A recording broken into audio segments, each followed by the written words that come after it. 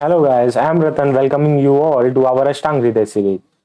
तो हम लोगों ने अष्टांग हृदय सीरीज स्टार्ट की थी और अष्टांग हृदय का हम लोगों ने फर्स्ट 3 चैप्टर बहुत ही शानदार तरीके से क्लिनिकल एनालिसिस के साथ हम लोगों ने खत्म किया। और ये मोस्ट क्लिनिकल जो टॉपिक्स है रोगानुत्पादनी अध्याय, ये हम लोगों ने स्टार्ट किया था और इसका एक लेक्चर हो चुका था। तो एक बार क्विक रिवीजन कर लेते हैं कि हम लोगों ने पढ़ा क्या किया था। तो सबसे पहले हम लोगों ने धारडी और अधारडी आवेग में डिफरेंस किया था। धारडी आवेग वो होते हैं जिनका हमें धारण करना है, जैसे कि जितने भी ईर्ष्या हो गया, लोभ हो गया, द्वेष, मात्सर्य, राग हो गया, क्रोध हो गया, तो ये सारे जो वेग हैं, यानी कि जितने भी तामसिक या राजसिक प्रवृत्ति बढ़ाने वाले जो भी गुण हैं, उनका हम लोग को धारण करना है। और अधारणीय वेग कुछ कुछ हैं जिनका हमें धारण नहीं करना है और जितनी जल्दी हो सके बॉडी से उसको निर्वृत्त कर देना है, यानी बॉडी बॉडी से बाहर कर देना है। तो अधारणीय वेग में हम लोगों ने 14 टाइप के वेग पढ़ने थे हम लोग को, जिसकी हम लोगों ने शुरुआत कर दी थी। और आचार्य वाग्भट जी ने टोटल बताए हैं 14 अधारणीय वेग बताए हुए थे, जिसमें से अपान वायु, ऊर्ध्ववात, पूरी, स्मल, मूत्र, फिर छव, तृष्णा, भूख, निद्रा, काश, श्रम, श्वास, जिह्वा, अश्रु और छर्दी यानी उल्टी और शुक्र के वेग के बारे में चर्चा की है। साथ ही चरक ने काश के वेग को कोई आधारणीय वेग नहीं माना है, या फिर उसका अलग से डिस्क्रिप्शन काश का नहीं दिया है चरक ने, ये पॉइंट था। फिर उसके बाद से हम लोगों ने अपान वायु से शुरुआत की, फिर अपान वायु, मल वेग और मूत्र वेग के बारे में जाना कि इसको रोकने से क्या क्या प्रॉब्लम फेस करनी पड़ सकती है। फिर हम लोगों ने इसका ट्रीटमेंट देखा कि जितने भी अपान वायु है उसका हम लोग जैसे मलवर्ती वगैरह बताया, अभ्यंग का प्रयोग कर सकते हैं, अवगाहन वगैरह का प्रयोग कर सकते हैं, शादी स्नेहन स्वेदन वगैरह तो चलता ही रहेगा। मल के लिए मैंने बताया कि उचित आहार आहार का सेवन करना है, जो कि मल को अच्छे से बनाए, और मल भेदी अन्न के बारे में बताया था कि जौ, बथुआ, मेथी आदि का हम लोग सेवन कर सकते हैं। फिर मूत्रवेग के बारे में मैंने बताया था कि अवपीड़क घृत का भी मैंने अच्छे से एक्सप्लेनेशन किया था कि भोजन के पूर्व और भोजन के पचने के बाद, यानी कि प्राक भक्ता और जीर्णांतिक, हम लोग को अवपीड़क घृत का उपयोग करना है। ये सारे एक्सप्लेनेशन मैंने दे दिए थे। फिर उद्गार के बारे में चर्चा की, फिर छींक के बारे में चर्चा की, फिर इसके ट्रीटमेंट के बारे में चर्चा की कि देखो छींक आया हम लोगों ने रोक लिया, जैसे कोई क्लास में है या इंपॉर्टेंट मीटिंग में है तो ठीक है रोक लिया, लेकिन फिर उस छींक को निकालना बहुत जरूरी हो जाता है, नहीं तो फिर वो जाके अंदर बॉडी में तरह तरह के different types of disease create कर सकता है। तो हम लोगों ने बताया कि सूर्य की तरफ देख के जो दबी हुई छींक है उसको निकालने का प्रयास करेंगे, या फिर तीक्ष्ण द्रव्यों का नस्य वगैरह ले सकते हैं। फिर हम लोगों ने पढ़ा था कि प्यास लगे तो पानी पी लेना चाहिए, भूख लगे तो खाना खा लेना चाहिए। यानी प्यास लगे तो पानी पी लेना चाहिए, अगर नहीं पिएंगे तो मुख शोष हो सकता है, शरीर शिथिल हो जाएगा, सुनने में दिक्कत होने लग रही थी, मोह भ्रम चक्कर आ रहे थे। फिर अगर खाना नहीं खा रहे थे तो खाने के प्रति अरुचि ही हो जा रही थी। देखो कितनी कितनी इंपॉर्टेंट लाइन लिखी हुई है कि कुछ देर अगर हम लोग खाना सही टाइम पे अगर नहीं खाए तो खाने के प्रति अरुचि होने लगती है, यानी कि तुम्हारा पसंदीदा भोजन भी रखा रहेगा तुम्हारे सामने तो भी तुम्हें भूख नहीं लगेगी। साथ ही अंग भंग, यानी कि शरीर में टूटने जैसा दर्द होने लगेगा, कृष्णता दुर्बल हो जाएगा व्यक्ति, शरीर में सूल होगा, भ्रम यानी चक्कर वगैरह आने लगेंगे, कमजोरी सी हो जाएगी। तो ये हम लोगों ने क्षुधा वेग का पढ़ा। फिर ट्रीटमेंट में देखा हम लोगों ने अल्प मात्रा में, यानी कि थोड़े से मात्रा में ही लघु स्निग्ध और उष्ण भोजन से शुरुआत करनी है व्यक्ति को देने के लिए। तो इतने पॉइंट हम लोगों ने कवर कर लिए थे और ये रिवाइज भी करा दिया मैंने काफी शानदार तरीके से। अब आगे बढ़ते हैं ये रोगानुत्पादनी अध्याय के बारे में। तो देखो हम लोग पढ़ते जा रहे हैं कि वायु क्या है और कौन कौन से डिजीज में कौन कौन सी वायु की दुष्टि होती है। तो अब हम लोग को स्लिप पढ़ना है, लेकिन स्लिप से पहले चूंकि हम लोग हर एक टॉपिक्स में वायु के बारे में हम लोग थोड़ा थोड़ा जानना चालू चालू कर दिए हैं, तो वायु का बार बार डिस्कशन हो रहा है। तो एक बार जान लेते हैं वायु अर्थात वात रियल में है क्या। तो आओ देखते हैं। तो देखो, वात के भेद, स्थान एवं कर्म तालिका। तो आप लोग का ये क्वेश्चन आ जाएगा कि सर हम तो रोगानुत्पादनी अध्याय पढ़ने बैठे थे, ये वात के भेद, स्थान, कर्म ये सब कहाँ से आ गए। तो देखो हम लोग पढ़ रहे थे, तो जैसे निद्रा हो गया, काश का वेग हो गया, श्रम श्वास का वेग हो गया, इसमें वात तो दूषित होता है, लेकिन एक पर्टिकुलर वात दूषित होता है। अब वो पर्टिकुलर वात क्या होता है, तो वात वात का वाग्भट जी ने 5 भेद बताए हुए हैं और उनका एक पर्टिकुलर स्थान बताया हुआ है। अभी हम लोगों ने पढ़ा हुआ था फर्स्ट लेक्चर में, अधो मध्य ऊर्ध्व संशया, यानी अधो नाभि के नीचे जो है वो वात का स्थान है, मध्य यानी नाभि और हृदय के मध्य में पित्त का स्थान है, और अधो मध्य ऊर्ध्व यानी कि हृदय के ऊपर जो है वो कफ का स्थान है। ऐसा हम लोगों ने फर्स्ट चैप्टर में पढ़ा था। लेकिन आचार्य वाग्भट ने फर्दर, हम लोग आगे आगे शायद आगे आगे के चैप्टर्स में पढ़ेंगे कि क्रमशः वात के भी 5 भेद होते हैं, पित्त के भी 5 भेद होते हैं और कफ के भी 5 भेद होते हैं। तो ये वात के भेद हम लोग के काम आएंगे काफी, अभी इसी लेक्चर में काम आएंगे। तो इसलिए एक बार देख लेते हैं कि वात के 5 भेद कौन कौन से होते हैं। तो देखो, सबसे पहला है प्राण वायु, फिर उदान वायु, फिर व्यान वायु, फिर समान वायु, फिर अपान वायु। तो प्राण, उदान, व्यान, समान, अपान, ऐसे ही याद करना है। प्र उ व्य स अ, प्र उ व्य स अ। एक बार लिख देता हूं ये शॉर्टकट, प्र उ व्य स अ। तो प्राण, उदान, व्यान, समान, अपान, तो ऐसे याद कर सकते हैं। ये कोई बड़ी चीज नहीं है, सबको याद ही रहता है, लेकिन एक बार देख लेते हैं। तो प्राण, उदान, व्यान, समान, अपान, 5 भेद बताए हुए हैं आचार्य वाग्भट ने। और स्थान कहाँ कहाँ बताया, देखो प्राण वायु का स्थान बताया है। देखो ऐसा बताया तो था फर्स्ट लेक्चर में, अधो यानी कि नाभि के नीचे रहेगा तुम्हारा जो वात है, वायु है। लेकिन इंपॉर्टेंट एकदम हम लोग एग्जैक्ट नहीं कह सकते, वैसे तो वायु पूरी बॉडी में ही रहती है, क्योंकि हम लोग एक श्लोक भर पढ़ेंगे, पित्त पंगु, कफ पंगु, पंगु मल धातव, वायु ना यत्र नियंत्री तत्र गच्छन्ति मेघवत्। यानी कि जितने भी शरीर के काम है सब कुछ वायु ही कराती है, जितना भी मूवमेंट का काम होता है सारी वायु ही कराती है। लेकिन मुख्य रूप से फर्स्ट चैप्टर में बताया कि नाभि से नीचे हम लोग वात का स्थान मानते हैं। लेकिन देखो वात जो है पूरी शरीर में विद्यमान रहती है और 5 प्रकार की होती है। देखो कहाँ कहाँ रहती है, तो प्राण वायु जो है उसका स्थान मूर्धा बताया है। और मूर्धा यानी कि सिरा रीजन, सिर ऊपर का रीजन जो भी है। और ये रीजन जो है बुद्धि, मेधा आदि का धारण और स्टीवन कर्म आदि के लिए जितने, मतलब मेन ये बुद्धि वगैरह से रिलेटेड है। बुद्धि हो गया, मेधा हो गया, ये सबका ये सबको बढ़ाती है। उदान वायु की बात करें तो उदान वायु क्या है, नासा नाभि गला बताया है। नासा नाभि गला, तो ये जो रीजन है यहाँ पे उदान वायु का होता है। प्राण ऊपर हो गया, फिर उदान हो गया, तो ये क्या है, वाक् प्रवृत्ति प्रयत्नोर्जा, यानी कि जितने भी हम लोग बोलते हैं, साउंड वगैरह, स्पीकिंग वगैरह में हेल्पफुल रहती है, ये है उदान वायु करवाती है, जितना भी वाक् प्रवृत्ति होती है। फिर व्यान वायु क्या, व्यान वायु का स्थान बताए हृदय एवं संपूर्ण देह चरण। हृदय में और संपूर्ण देह में ये व्यान वायु ट्रेवल करती रहती है। तो और इसका है गति ऊर्ध्व अधः एवं सभी क्रियाएं। तो जितना भी हम लोग कह सकते हैं कि हृदय, हार्ट से जो ब्लड पंप होता है वो पूरी शरीर में ही गति करता है। उसी तरह जो व्यान वायु है वो भी पूरे बॉडी में ही गति करती है। फिर समान वायु का स्थान बताया है अग्नि के समीप कोष्ठ में, यानी कि जो स्टमक रीजन है वहां पे समान वायु का स्थान बताया है। तो ये क्या करता है, स्टमक में क्या करता है, अन्न ग्रहण, पचन, विवेक, मोक्षण। तो देखो अग्नि, स्टमक रीजन में पित्त तो होता है, पाचक पित्त होता है, तो उसको क्या करता है, जैसे पाचक पित्त को हल्की सी कोई अगर आग जल रही है तो उसको हल्की सी हवा देते हैं तो अग्नि जैसे धधक उठती है, वैसे ही समान वायु होती है। समान वायु, हल्की सी वायु जब विचरण करती है तो जो पाचक पित्त है वो बहुत प्रबल हो जाता है, जठराग्नि प्रबल हो जाती है और खाने का पाचन करने लगती है। तो अग्नि के समीप यानी कि कोष्ठ में, इसका भी स्टमक रीजन में बताया गया है। और अपान वायु जो है श्रोणी, बस्ती, मेड, उरु, यानी कि जितना भी नाभि से नीचे वाला प्रदेश है वहां पे अपान वायु होती है। यह शुक्र, वस्क्रीन, मूत्र आदि का, शुक्र हो गया, आर्त हो गया, मूत्र वगैरह हो गया, इन सब का जो है प्रोडक्शन वगैरह एलिमिनेशन करने में हेल्प करती है अपान वायु। ये 5 भेद बता दिए मैंने, अब बहुत आसानी से समझ में आएगा जो मैं क्लिनिकल पॉइंट ऑफ व्यू से इन सब का कोरिलेशन करने वाला हूँ। तो देखते हैं, आगे चलते हैं। आ जाओ। तो देखो डिजीज एंड ट्रीटमेंट, अब स्लीप के बारे में, क्योंकि भूख लगे तो खाना खा लेना चाहिए, प्यास लगे तो पानी पी लेना चाहिए, वो ये दोनों खत्म हो गए। अब नेक्स्ट आता है निद्रा वेग। तो निद्रा वेग देखो, जो प्राण वायु है वो जो है वो निद्रा लाती है। प्राण वायु का काम है होता है निद्रा लाना। तो इसमें क्या हो जाती है, प्राण प्लस व्यान वायु की दुष्टि हो जाती है। प्राण प्लस व्यान वायु की दुष्टि हो गई तो दिक्कत अब होने लगेगा। तो दिक्कत में क्या हो सकता है, देखो क्या क्या हो सकता है, मोह हो जाएगा। मोह मतलब ज्ञान न ले पाना, यानी कि जैसे ऐसा हो जाता है अगर सोए नहीं तो निर्णय न लेने की स्थिति आ जाती है।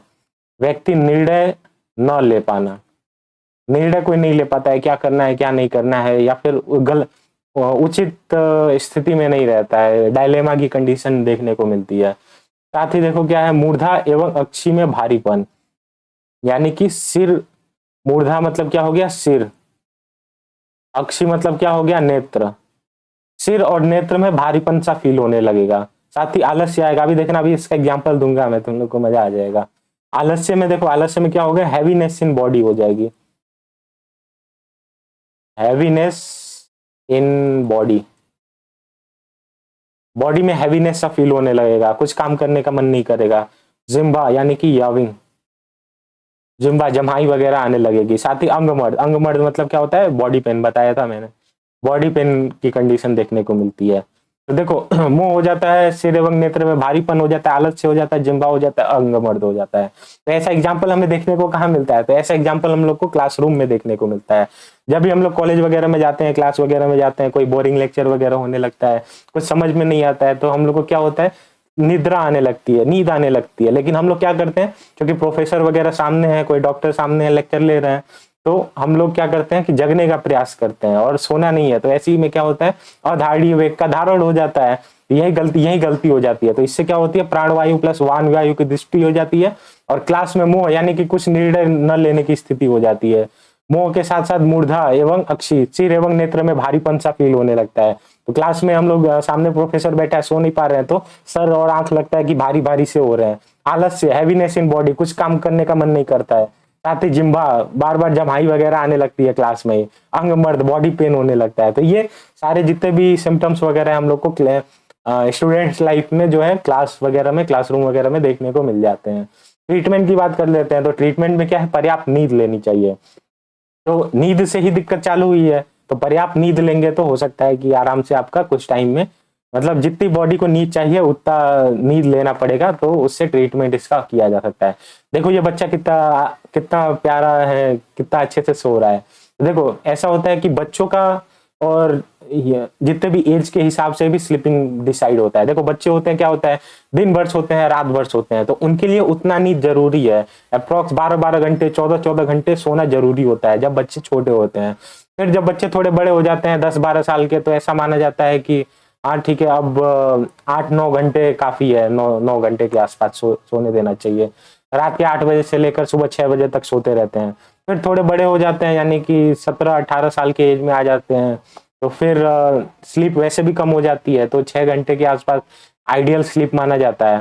फिर व्यक्ति बूढ़ा होता है, तो बुढ़ एज जब अधिक एज हो जाती है, वृद्धावस्था की तरफ मूव करता है, तो भी नींद की जरूरत ज्यादा पड़ती है। तो एज के हिसाब से जो है वो ये अलग अलग हो सकता है। तो पर्याप्त नींद लेनी चाहिए। इससे क्या हो सकता है, जो हम लोग वेग को धारण किए हुए हैं, इससे हम लोग को जो भी सिम्टम्स वगैरह आ रहा है, इसमें रिलीफ देखने को मिलेगा।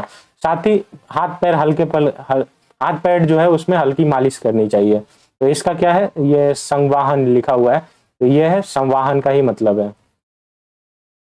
संवाहन में हाथ पैर हल्की हल्की मालिश वगैरह करनी चाहिए और पर्याप्त नींद लेनी चाहिए। देखो तत्रैष्ट क्या है, ये दो शब्दों से मिलकर बना हुआ है, तत्र प्लस इष्ट, और इसका मतलब होता है बहुत ज्यादा जरूरी।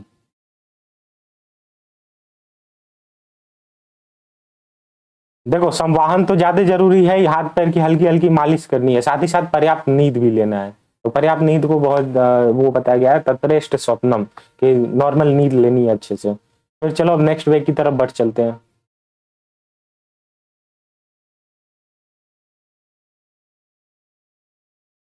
नेक्स्ट क्या है, कफ है। तो कफ में क्या होता है,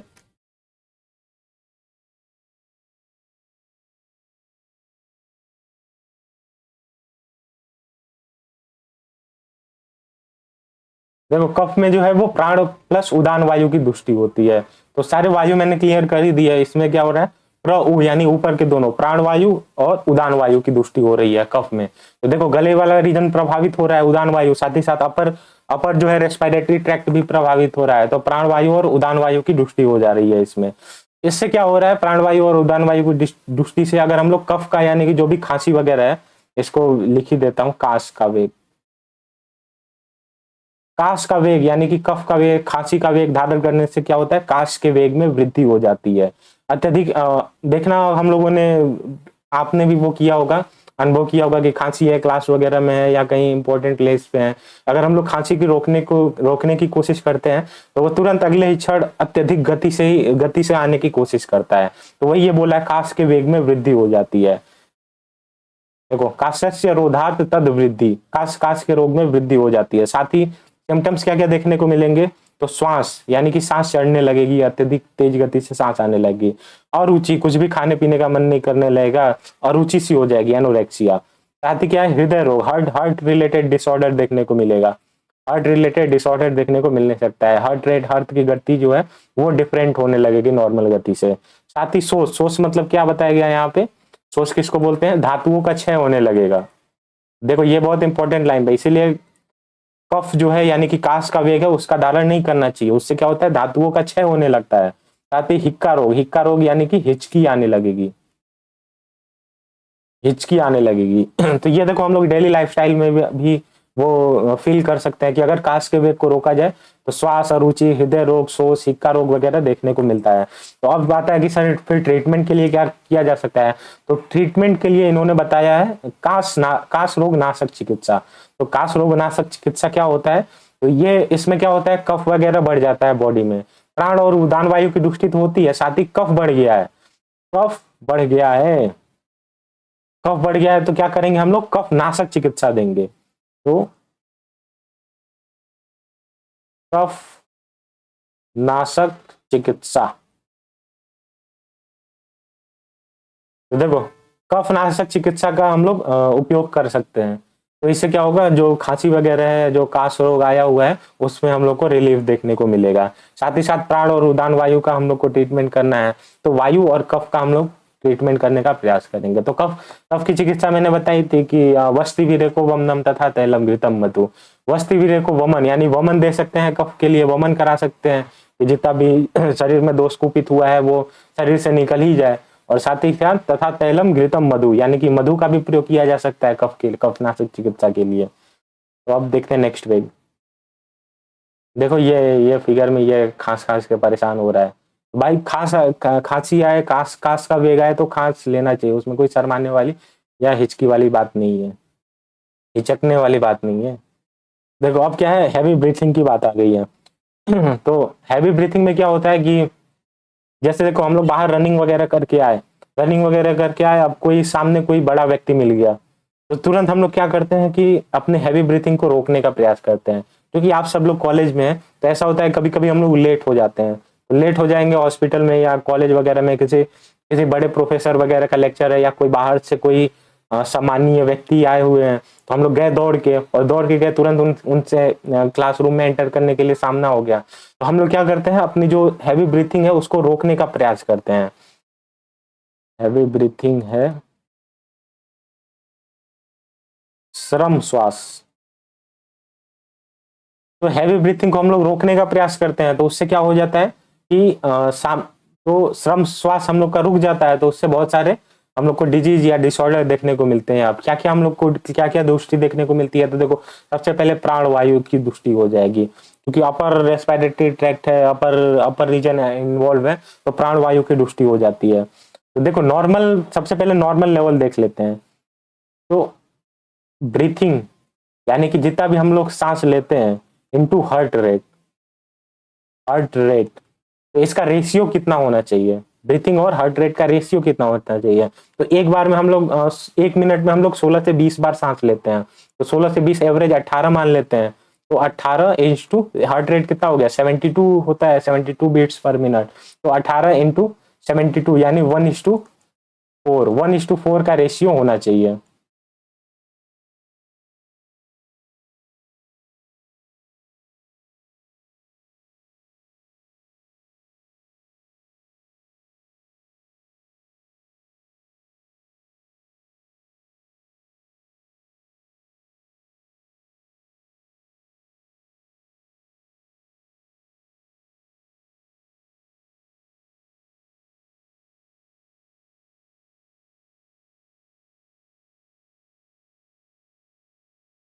देखो 1:4 का रेशियो होना चाहिए ब्रीथिंग और हार्ट रेट में। तो हम लोग क्या करते हैं कि ब्रीथिंग जो है उसको रोक लेते हैं, यानी ब्रीथिंग कम हो जाती है और हार्ट रेट क्या हो जाता है, बढ़ जाता है, तो रेशियो में काफी डिफरेंस देखने को मिलने लगता है।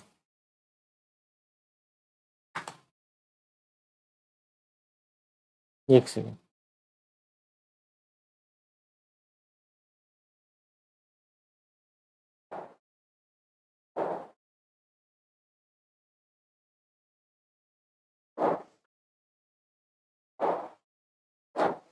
तो देखो हार्ट रेट, ब्रीथिंग तो कम हो रही है क्योंकि हम लोग सांस रोकने का प्रयास कर रहे हैं, जबकि हार्ट रेट बढ़ता जा रहा है। तो देखो डिफरेंस काफी ज्यादा हो जाता है।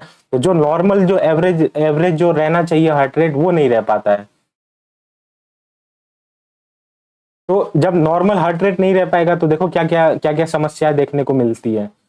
तो गुल्म हो जाएगा सबसे पहले। तो गुल्म का मैंने बताया था कि गैस वगैरह जो है वो बॉडी में घूमने लगती है, वायु जो है बॉडी में घूमने लगती है, और इसको नॉर्मल गोला चढ़ना भी बोला जाता है नॉर्मल लैंग्वेज में। तो जो वायु है वो क्या क्या करती है, शरीर में जो है घूमने लगती है। साथ ही हृदय रोग यानी हार्ट रिलेटेड डिसऑर्डर देखने को मिलेगा हम लोग को।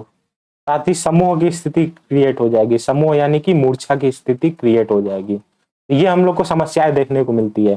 ट्रीटमेंट में क्या करेंगे, ट्रीटमेंट में तत्काल रूप से विश्राम कराना है, व्यक्ति को बोलना है जो भी ऐसा श्रम श्वास है रोकने का प्रयास किया है उसको, चूंकि गुल्म हो जाएगा, हृदय रोग, सम्मोहन, मूर्छा वगैरह की स्थिति आने आने लगेगी, तो उसको बोलेंगे कि भाई तू विश्राम कर ले, यानी थोड़ी देर आराम कर ले। और उसके साथ साथ वातनाशक चिकित्सा हम लोग को सर्वप्रथम कराई जा सकती है। अगर कंडीशन बढ़ रहा है, अगर डिजीज बढ़ रही है, तो क्या है, वातनाशक चिकित्सा हम लोग को देनी है उसको। तो वातनाशक चिकित्सा में क्या है, अभ्यंग दिया जा सकता है, स्नेहन, स्वेदन, वस्तीकर्म वगैरह दिया जा सकता है। ये मैंने बताया ही था कि वातनाशक चिकित्सा के बारे में। तो देखो अब नेक्स्ट पढ़ते हैं कि आगे आगे क्या क्या होता है ट्रीटमेंट।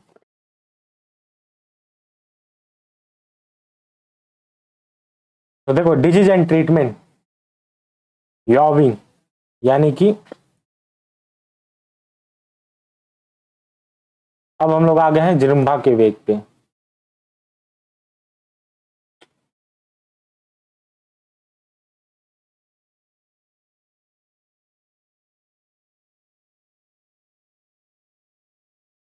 देखो याविंग यानी कि जिम्बा के जमाई वगैरह जो है वो अगर लेने से रोकते हैं, तो फिर जिम्बा के वेग को रोकने से क्या क्या हो जाता है। तो देखो इसमें क्या होता है, छींक के वेग को रोकने से उत्पन्न रोग हमें देखने को मिलते हैं।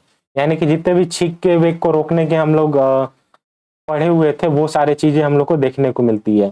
जैसे क्या क्या देखने को मिलता है, तो मन्या स्तंभ, अर्दित हो गया, शरीर में दुर्बलता हो गया, सिरो रोग। देखो सिरो रोग देखने को मिलेगा, सिरो रोग के साथ साथ इंद्रिय दौर्बल्य हो जाएंगी, यानी कि सुनने की शक्ति कम हो जाएगी, दिखने की शक्ति कम हो जाएगी, इंद्रियों की जो शक्ति है वो कम हो जाएगी। सिरो रोग का मतलब है हेडेक, हेडेक लाइक कंडीशन हम लोग को देखने को मिलेगी। साथ ही मन्या स्तंभ यानी कि मन्या स्तंभ मैंने बताया भी था, स्टिफनेस हो जाती है। कहाँ हो जाती है, तो स्टिफनेस, स्टिफनेस मतलब जकड़ाहट, जकड़ाहट सी होने लगती है यहाँ पे नेक वगैरह के पीछे, बिहाइंड द नेक। मन्यास्था में स्टिफनेस हो जाती है नेक के बिहाइंड से, और तो काफी दिक्कतों का सामना करना पड़ता है। तो ये छींक के वेग में भी यही दिक्कत आती है, और जिह्वा वेग में भी यही दिक्कत आती है। साथ ही अर्धित यानी कि अर्धित बताया था मैंने, फेशियल पैरालिसिस को बोलते हैं, फेशियल पैरालिसिस देखने को मिल सकता है। अब ट्रीटमेंट क्या है, वातनाशक विधियों से चिकित्सा करना है। तो वातनाशक विधियों से चिकित्सा मैंने बता ही दिया कि अभ्यंग कराया जा सकता है, स्नेहन स्वेदन कराया जा सकता है, साथ ही वस्ती भी दिया जा सकता है, वस्ती विरेको वमनम, वस्ती वस्ती वगैरह दिया जा सकता है, अनुवासन वस्ती वगैरह। तो ये हो गया जिनुम्बा का वेग। अब नेक्स्ट देखते हैं टीयर। तो देखो डिजीज एंड ट्रीटमेंट टीयर के बारे में। टीयर यानी कि अश्रु वेग। तो देखो अश्रु वेग को धारण करने से क्या क्या हो सकता है। तो अगर जैसे बोला जाता है कि मेल मेल में ये सब दिक्कत बहुत ज्यादा देखने को मिलता है। सबसे पहले देख लेते हैं दिक्कत क्या क्या हो जाती है। तो सबसे पहले पीनस देखने को मिलता है। पीनस मतलब क्या होता है, रनिंग नोज, रनिंग नोज। तो ये जो आंसू है जो आंख से निकलना चाहिए, वो आंख से ना निकल के नाक से निकलने लगता है, तो इसको रनिंग नोज हो जाता है व्यक्ति को। तो देखो कितना बढ़िया मैंने बताया कि पीनस मतलब क्या होता है, रनिंग नोज हो जाता है। रनिंग नोज की कंडीशन क्यों होती है, तुम्हें देखना कि बहुत रोना है, अगर नहीं रो रहे हो या फिर रोना रोकने की कोशिश कर रहे हो, तो फिर क्या होता है, वो आंख के आंसू नाक के थ्रू शरीर से निकलने का प्रयास करते हैं। तो एग्जैक्टली नहीं, लेकिन रनिंग नोज वाली कंडीशन हो जाती है। साथ ही फिर अक्षी रोग की बात है, तो आईज रिलेटेड डिसऑर्डर देखने को मिलेगा। शिरो रोग यानी कि हेडेक वगैरह, हेडेक सर से रिलेटेड, ठीक है, हेड रिलेटेड कंडीशन देखने को मिलेगी।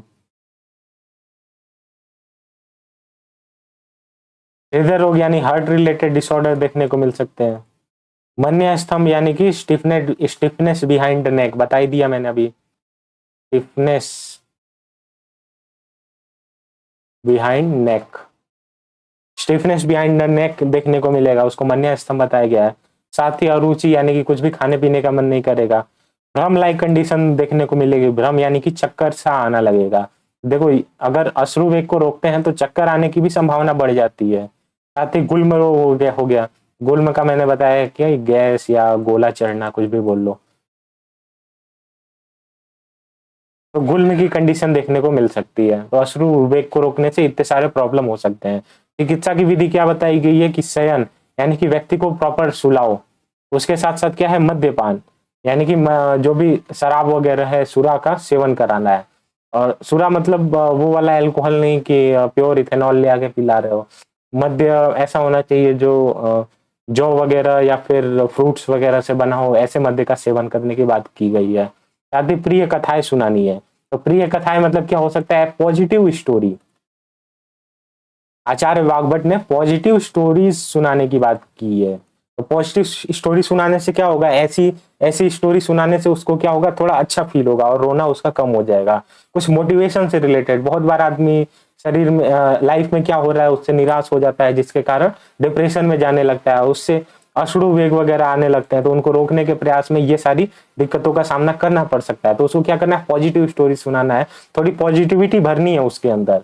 और ऐसा आप लोग को भी फील होता होगा, या फिर जो भी है तो अपने अगर कोई आसपास ऐसा कोई दोस्त मिले जो अश्रु वेग का धारण कर रहा है तो उसको जरूर पॉजिटिव स्टोरी सुनाए, साथ ही सेवन कराए। मद्य सेवन का मैं समर्थन नहीं करूंगा, लेकिन हाँ ये सेवन कराना, प्रिय कथा, पॉजिटिव स्टोरी आदि सुनाया जा सकता है ट्रीटमेंट के लिए। और क्या है, देखो इसमें क्या बताया गया है, हृदय रोग, हार्ट रिलेटेड डिसऑर्डर देखने को मिल सकता है, हार्ट रिलेटेड डिसऑर्डर। तो ऐसा पाया गया है कि जो मैन है, मैन और वुमेन में, मैन में हार्ट रिलेटेड डिसऑर्डर बहुत ज्यादा पाए गए हैं। क्यों पाए गए हैं, क्योंकि मेन क्या करते हैं, अपने अश्रु वेग का धारण कर लेते हैं। क्योंकि हमारी सोसाइटी इतनी खुली हुई नहीं है कि एक जब मर्द या फिर एक आदमी या फिर कोई व्यक्ति अगर रो देता है तो बहुत समझ लो कि कंडीशन बहुत बुरी हुई है, बहुत बुरी हुई है। तो ऐसा माना गया है कि हम लोग की सोसाइटी अलाउ नहीं करती है मैन को रोने से, जिसके कारण क्या होता है, मैन में हार्ट रिलेटेड डिसऑर्डर बहुत ज्यादा देखने को मिलते हैं as compare to the women. तो मेरा ये मानना है कि ठीक है, अगर रोना है तो कोई भले ही मैन है या वुमेन है, उसको रो लेना ही चाहिए।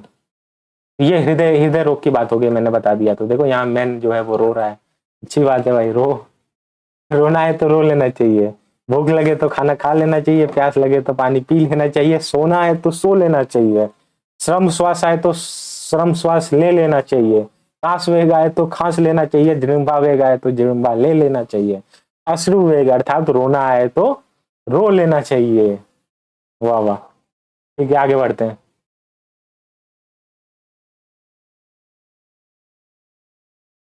अब थोड़ी सी वॉमिटिंग पे बात कर लेते हैं कि वॉमिट यानी कि इसको बोला जाता है छर्दी वेग की बात। छर्दी वेग यानी कि उल्टी वगैरह, वॉमिटिंग वगैरह को, वोमन को धारण करने से क्या क्या समस्याएं देखने को मिल सकती है। तो सबसे पहले विसर्प रोग, विसर्प रोग यानी कि हर्पिस जोस्टर देखने को मिल सकता है। हर्पिस जोस्टर, हर्पिस जोस्टर के साथ कोट, कोट यानी कि शरीर पे, स्किन पे लाल चकत्ते देखने को मिलेंगे कोट में, यानी कि ये basically it is a type of allergy, allergy condition है जिसमें शरीर पे लाल चकत्ते देखने को मिलेंगे। कुष्ठ रोग, कुष्ठ रोग यानी कि स्किन रिलेटेड डिसऑर्डर, ये भी है। तो देखो ऊपर के हर्पिस जोस्टर हो गया, लाल चकत्ते एलर्जी रिलेटेड कंडीशन, कुष्ठ रोग यानी स्किन रिलेटेड डिसऑर्डर, ये तीनों जो है डिसऑर्डर है वो स्किन रिलेटेड देखने को मिलते हैं। इसलिए मोस्ट ऑफ द जितने भी होते हैं स्किन रिलेटेड डिसऑर्डर होते हैं छर्दी वेग को धारण करने से। तो छर्दी वेग का धारण नहीं करना चाहिए। अगर तुम्हें वॉमिट लाइक कंडीशन हो रही है तो भाई वॉमिट कर लो, थोड़ा टाइम निकाल के, 2 मिनट टाइम निकाल के। नहीं तो देखो विसर्प या कोट या कुष्ठ रोग की संभावना बढ़ जाती है। साथ ही नेत्र रोग यानी कि आईज रिलेटेड डिसऑर्डर देखने को मिल सकती है।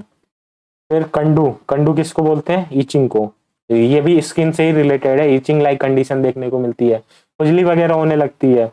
पांडु रोग यानी कि एनीमिया, इसमें क्या होता है, ब्लड की कमी हो जाती है। जब ब्लड वगैरह की कमी हो जाती है तो पांडु रोग हो जाता है। तो पांडु रोग भी हो सकता है, एनीमिया लाइक कंडीशन भी उत्पन्न हो सकती है। साथ ही ज्वर यानी कि फीवर देखने को मिल सकता है, कांस यानी कि साथ साथ खांसी देखने को मिल सकती है। श्वास यानी कि अस्थमा लाइक कंडीशन हम लोग को देखने को मिल सकती है। हल्लास, हल्लास यानी कि नौजिया से हम लोग रिलेट कर सकते हैं। नौजिया यानी कि बेसिकली हल्लास में होगा क्या, जी मचलाएगा, जी मचलाना, कुछ काम दाम करने का मन नहीं करेगा, लगेगा कि ये हो क्या रहा है, तो नौजिया लाइक कंडीशन देखने को मिलेगा। हल्लास इसको बोलता है, बोला गया है। ये देखो, ये श्रम हल्लास। तो देखो एक एक पॉइंट में बता रहा हूँ, देखो पांडव हो गया, आम हो गया, ज्वर हो गया, कास हो गया, श्वास हो गया, हल्लास हो गया। ऐसा नहीं समझना कि मैं ये एक्सप्लेन नहीं कर रहा हूँ, इसी को सेम चीज निकाल के ये हो रहा हूँ। अब ये अगर मैं इसको बार बार पढ़ने जाऊं और बार बार एक एक वर्ड करते जाऊं तो फिर बहुत ज्यादा टाइम लग जाएगा, लेक्चर काफी लंबा हो जाएगा। तो इसलिए मैं क्या कर रहा हूँ, यही विसर्ग कोट कुछ जो जो जो भी इंपॉर्टेंट वर्ड है ये निकाल दिया मैंने, और साथ ही एक्सप्लेन करने जा रहा हूँ। तो ये नहीं समझना कि तुम लोग के श्लोक नहीं कवर हो रहे हैं, श्लोक पूरा 100% कवर हो रहा है। साथ ही देखो क्या है, व्यंग, व्यंग की बात की गई है। तो व्यंग में क्या होता है, डार्क सर्कल यानी कि डार्क डार्क सर्कल आदि देखने को मिलेगा। एग्जैक्ट मतलब क्या होता है व्यंग का, तो व्यंग को हम लोग बोल सकते हैं पिगमेंट,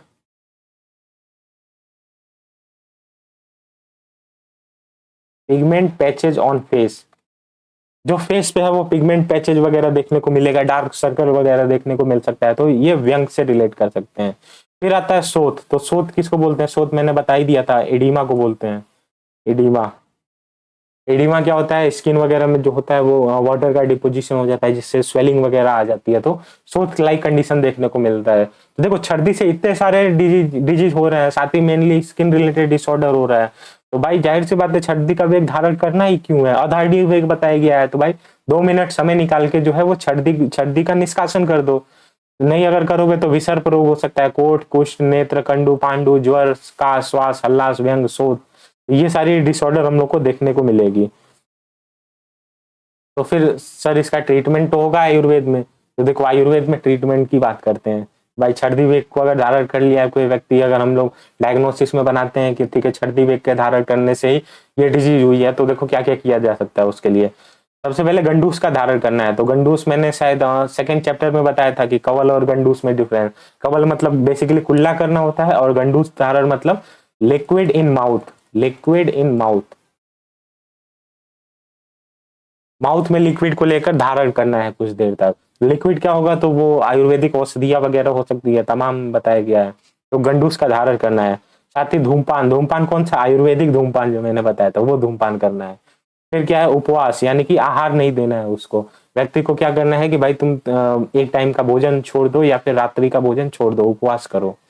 तो ऐसे आहार आहार की कमी करनी है, या अगर करना है तो भी हल्का आहार करना है, रुक्ष आहार करना है। और और क्या बताया गया, रुक्ष आहार देके तुरंत वमन कराना है, ताकि ताकि जो वमन जो शरीर में दबा हुआ है उसकी पुनरावृत्ति हो जाए और शरीर से बाहर निकल जाए और रोगों रोगों को क्रिएट ना करे।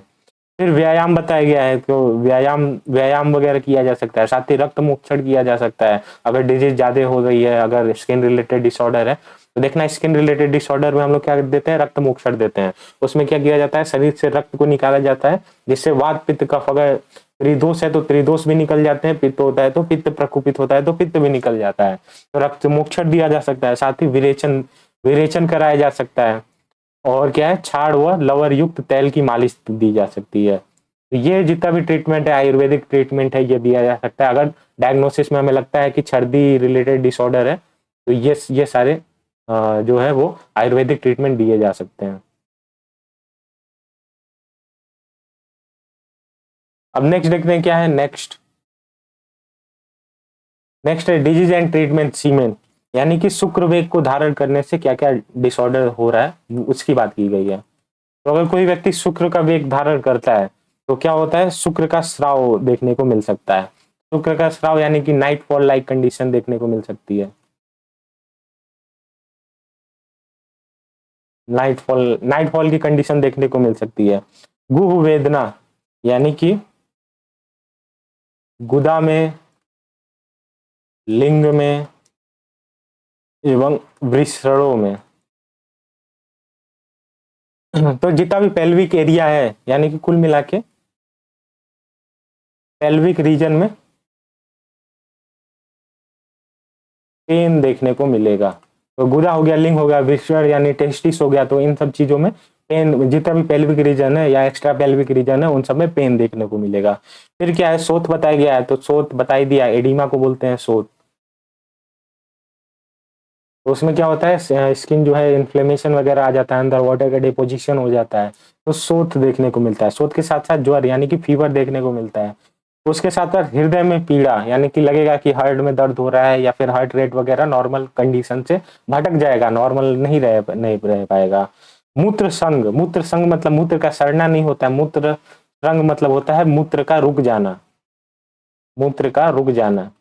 अगर शुक्र के वेग को धारण किया जाए तो क्या होता है, मूत्र यानी यूरिन पास होने में दिक्कत आने लगती है, मूत्र का पास जो होता है यानी यूरिन का जो है पासिंग होता है वो सही से नहीं हो पाता है। फिर क्या होता है, अंगों में टूटने के समान वेदना होने लगती है, ऐसा लगता है कि अंग टूट रहा है पूरा, बॉडी पेन वगैरह होने लगता है। फिर क्या है, वृद्धि रोग बताया गया है, तो वृद्धि रोग का हम लोग कंपेरिजन कर सकते हैं हर्निया से। तो इंग्वाइनल कैनाल वगैरह होता है, उसमें ऑब्स्ट्रक्शन वगैरह आने लगता है, तो हर्निया लाइक कंडीशन उत्पन्न हो जाती है, जिसको वृद्धि रोग से बताया गया है। अस्मरी सबसे इंपॉर्टेंट, देखो अस्मरी मतलब क्या होता है, किडनी स्टोन,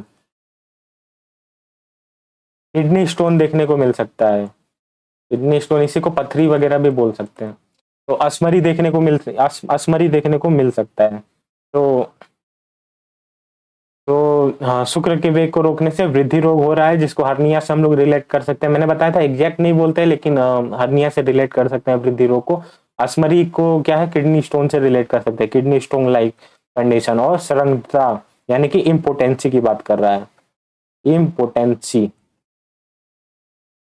यानी कि नपुंसकता। यानी कि वो फर्दर क्या होता है कि इतना डिजीज अगर कॉम्प्लेक्स हो सकती है तो वो शुक्रवेग का धारण करने से नपुंसकता की तरफ भी बढ़ सकता है। ये सारी कंडीशन जो है आचार्य वाघभट्ट जी ने बताई हुई है शुक्रवेग को धारण करने से दिक्कत। अब ट्रीटमेंट की भी बात कर लेते हैं, इतना कर लिया तो अगर किसी व्यक्ति ने शुक्रवेग का धारण कर लिया है तो ट्रीटमेंट में क्या दिया जा सकता है। तो जो भी नॉन वेजिटेरियन वगैरह है उनके लिए मुर्गे का मांस सर्वश्रेष्ठ बताया गया है, कि मुर्गे का मांस के सेवन करने से क्या होता है, स्पर्म वगैरह का फॉर्मेशन सही होने लगता है, और पर्टिकुलर जो है बॉडी से निष्कासन किया जा सकता है। साथ ही सुरा जो है यानी कि मद्य, जो मैंने बताया था कि मद्य वगैरह का सेवन किया जा सकता है। फिर साली ध्यान किसको बोलते हैं, लाल चावल को बोलते हैं, लाल चावल का सेवन बताया गया है। फिर वस्ती कर्म दिया जा सकता है, वस्ती आदि दिया जा सकता है, क्योंकि अपान वायु की दृष्टि हुई है तो वस्ती दिया जा सकता है। फिर अभ्यंग अभ्यंग कराया जा सकता है, यानी मसाज वगैरह दे सकते हैं। अवगाहन मैंने बताया था कि पहले टब,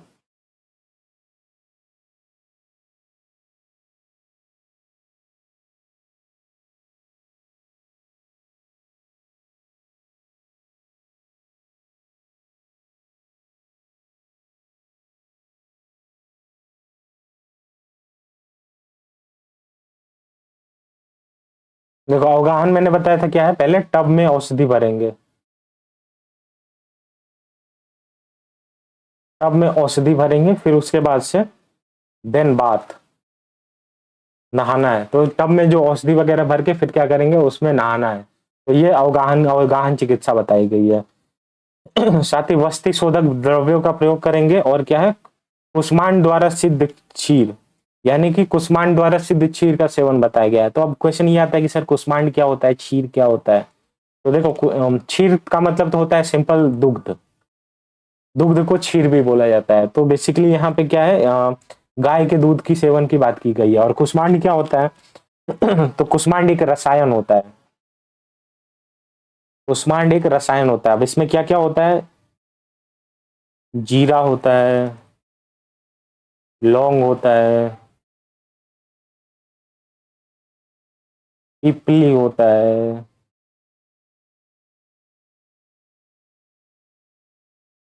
sorry,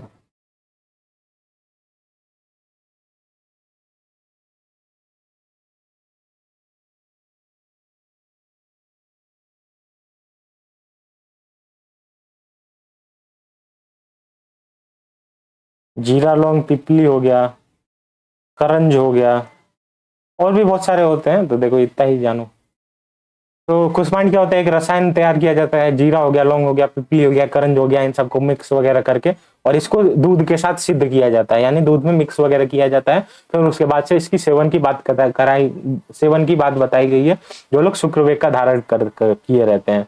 फिर उसके बाद से स्त्री संसर्ग बताया गया है कि हाँ ठीक है, इंटीमेट वगैरह होने की बात की गई है, तो इंटीमेट वगैरह होने के लिए बताया गया है। तो देखो ये सारे जितने भी बताया गया है, मुर्गे का मांस, छुरा, शालिध्यान, वस्तीकर, अगर किसी व्यक्ति अगर कोई शुक्र का धारण करता है तो उनको ये ट्रीटमेंट दिया जा सकता है। अब क्वेश्चन ये होता है कि सर ये सिर्फ मेल के लिए बताया गया है, तो ऐसा आचार्य वाग्भट जी ने नहीं कहा है। हाँ ठीक है, हम लोग की समझ कमजोर है, हम लोग को समझने का फेर है, तो हम लोग सोचते हैं कि सिर्फ ये मेल की बात कर रहे हैं, लेकिन हाँ ये फीमेल की भी बात कर रहा है। तो इसमें मेल भी आता है और फीमेल भी आता है। अगर फीमेल भी है जो अगर शुक्र का धारण करती है तो उसको ये डिसऑर्डर हो सकते हैं। देखो गुह वेदना यानी कि उनके लिए पेल्विक रीजन अलग हो जाएगा, ये विष रोग की जगह वहां पे ओवरी कंडीशन देखने को मिलेगी, तो गुह वेदना होगा, शोथ हो सकता है,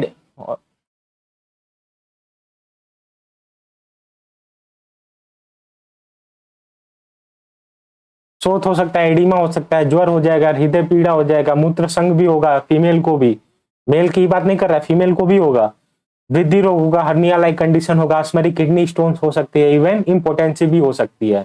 ये सारी चीजें बताई गई है, ये फीमेल के लिए भी बताई गई है। तो ये ऐसा नहीं मानना है कि सिर्फ मेल के लिए। अब स्त्री संसर्ग का इन्होंने कह दिया है तो लोग लेके आते हैं कि देखो सर ये सिर्फ मेल के लिए बात की गई है। स्त्री संसर्ग के पीछे बहुत वास्ट सोच छिपी हुई है। मतलब क्या है कि मेल फीमेल के प्रति आकर्षित होगा, उसी तरह फीमेल जो है वो मेल के प्रति आकर्षित होगी, जो भी उसका हस्बैंड होगा उसके साथ इंटीमेसी की बात की गई है। बाकी सारा ट्रीटमेंट सेम रखेंगे, मुर्गे का मांस, सूरा, शालिध्यान, वस्तीकर्म, अभ्यंग, अवगाहन, तो ये सारी ट्रीटमेंट जो है वो सेम रखेंगे। तो देखो इस प्रकार से जितना भी अधारणीय वेग हुआ वो हम लोग का कंप्लीट हुआ। अब कुछ कुछ छोटे छोटे पॉइंट बचे हुए हैं वो देख लेते हैं एक बार। देखो इस श्लोक में क्या बताया गया है कि इनक्योरेबल सिम्टम यानी कि असाध्य लक्षण क्या है, कैसे कौन कौन से व्यक्ति, अगर कोई पेशेंट तुम्हारे पास आता है तो कैसे पेशेंट का ट्रीटमेंट नहीं करना है। तो ऐसे पेशेंट को त्याग देना है या फिर कंडीशन सीरियस रहेगी इनकी, जो वेगों को रोकने से रोगी हो गया है और उसके साथ साथ प्यास एवं वेदना से पीड़ित है। बहुत ज्यादा प्यास लग रही है, बहुत ज्यादा शारीरिक कष्ट हो रहा है कि कुछ समझ में नहीं आ रहा उसको क्या करे, साथ ही उसकी सभी धातुएं छीड़ हो गई है, धातुएं छीड़ हो गई है यानी कि बहुत ज्यादा कमजोरी हो गई है, वीकनेस हो गई है, पतला सा एकदम लग रहा है। तो धातु छीड़ हुआ व्यक्ति साफ देखने से ही पता चल जाएगा कि भाई उसके अंदर ना कुछ कार्य करने की क्षमता होगी, ना उत्साह होगा, पूरा खत्म हो गया होगा। तो ऐसा व्यक्ति को धातु छीड़ व्यक्ति होगी। साथ ही सीरियस कंडीशन में क्या होता है, पुरुष का वमन यानी कि जो मल है वो एनल कैनाल से निकलना चाहिए, लेकिन वो क्या है घूम फिर के ऊपर माउथ से, मुख से पुरुष की उल्टियां कर रहा है, वमन कर रहा है।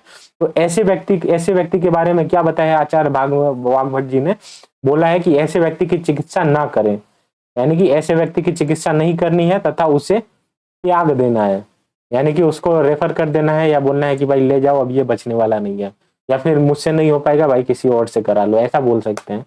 तो देखो ऐसे असाध्य लक्षण है, क्योंकि इनका ट्रीटमेंट करना बहुत मुश्किल हो जाता है। उसकी धातु ही छीड़ हो गई है तो भाई अब उसकी क्या ट्रीटमेंट करेंगे, पुरुष का वमन कर रहा है तो भाई क्या करेंगे। तो ऐसे रोगियों को त्याग देना चाहिए।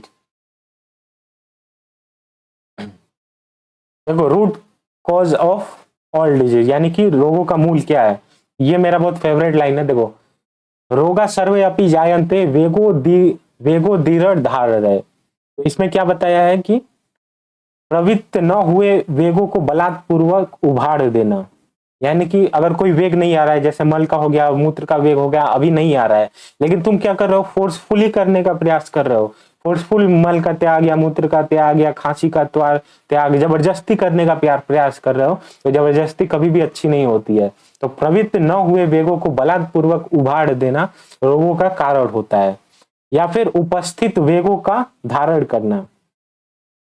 तो देखो दो पॉइंट बताए हैं इस लाइन में, प्रवृत्त न हुए वेग को बलात्पूर्वक उभार देना और उपस्थित वेगों को धारण कर लेना ही रोगों का मूल कारण होता है। अब रोगों का मूल कारण तो इन्होंने बता दिया, ठीक है, यही जितने भी रोग होते हैं उनका मूल कारण होता है। साथ ही ट्रीटमेंट वगैरह भी बताया मैंने कि अधारणीय वेग में क्या क्या होता है। लेकिन मैं क्या करता हूँ, इसमें एक लाइन और जोड़ता हूँ, एक वर्ड और जोड़ता हूँ, देखो आचार्य वाग्भट ने लिखा है रोगा सर्वे अपि जायन्ते वेगो धीरज धारण है, ये तो होगा ही, होता ही है कि प्रवृत्त न हुए वेगों को बलात्पूर्वक उभार देना और उपस्थित वेगों का धारण करना ही रोगों का मूल कारण होता है। लेकिन इसमें एक और पॉइंट होता है एंड मंदाशग्नि।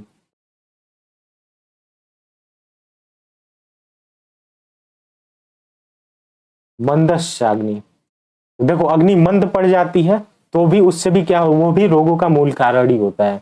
ये तो ठीक है बलात्पूर्वक उभार देना और वेगों का धारण करना, तो वेगो धीरज धारण के साथ साथ मंदाशग्नि, यानी कि अगर अग्नि मंद पड़ जाती है तो भी सारे डिजीज हमें देखने को मिलते हैं, क्योंकि कुछ खाना पचेगा ही नहीं तो फिर रस रक्त मांस में अस्थि मज्जा शुक्र किसी का फॉर्मेशन ही नहीं हो पाएगा सही से, तो हम लोग की पूरे बॉडी में डिजीज वगैरह देखने को मिलेगी, रोग देखने को मिलेंगे तरह तरह के।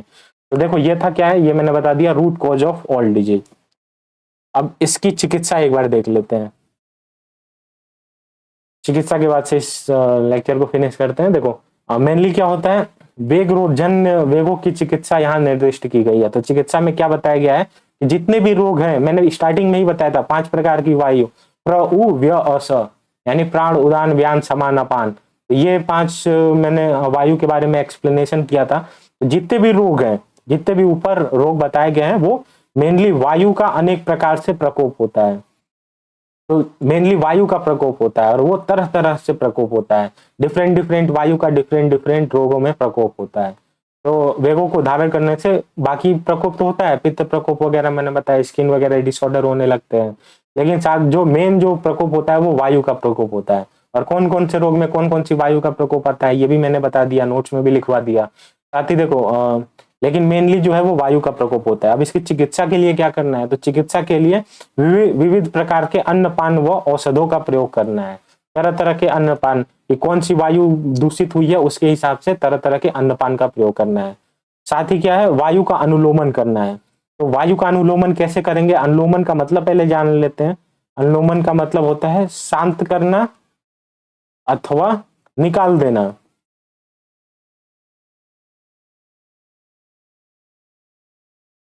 तो या तो वायु को शांत कर दिया जाए अपने जगह पे जहां पे है वहीं पे शांत हो जाए, या शरीर से बाहर ही निकाल दिया जाए। तो ऐसा कैसे किया जा सकता है, तो हम लोगों ने एक श्लोक पढ़ा था, शोधनम समनम चेति समासादौ शोधम परम।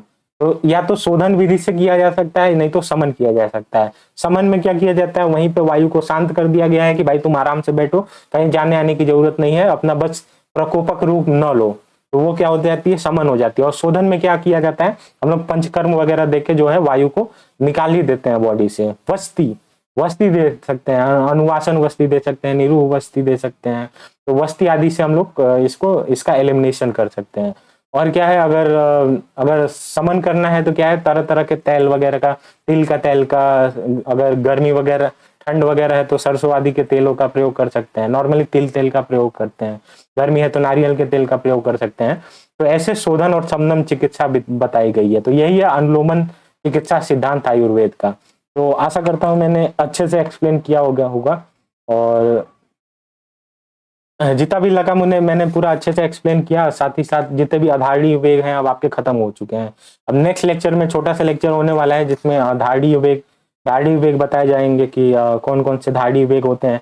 वो मेनली मानसिक से रिलेटेड है और ऐसे वेगों को आपको धारण करना है, जैसे लोभ हो गया, ईर्ष्या हो गया, द्वेष हो गया, मात्सर्य हो गया। तो वो खैर अगले लेक्चर की बात है और तब तक के लिए आप लोग इसको रिवाइज वगैरह कर सकते हैं और फिर नेक्स्ट लेक्चर में मिलते हैं फिर। और कोई क्वेरी वगैरह है तो फिर इंस्टाग्राम हैंडल दिया गया है, क्वेश्चन कर सकते हैं, आप लोग पूछ सकते हैं।